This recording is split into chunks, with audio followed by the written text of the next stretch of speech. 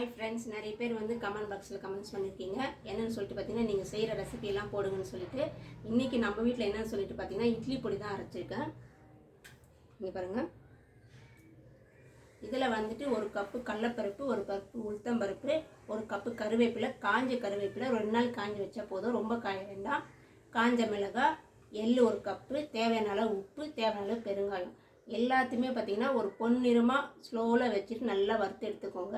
கருவேப்பிலை கூடயே வந்து இது போட்டுக்கோங்க, சால்ட் போடாதீங்க, கல் உப்பு போட்டு நல்லா வறுத்துக்கணும். அது வந்து வறுத்தா ட்ரை ஆகிடுன்னு நினைக்காதீங்க, அது நல்லா தண்ணியெல்லாம் வற்றிடும்.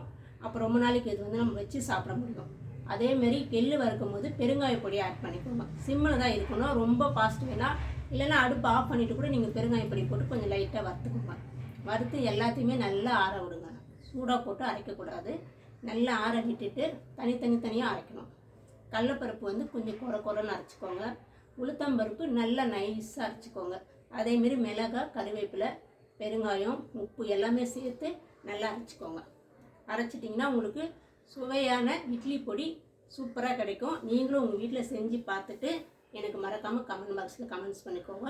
இதோட ஃபுல் வீடியோவும் என்னோடய வீடியோவில் போட்டிருக்கேன், நீங்கள் உள்ளே போய் பாருங்கள்.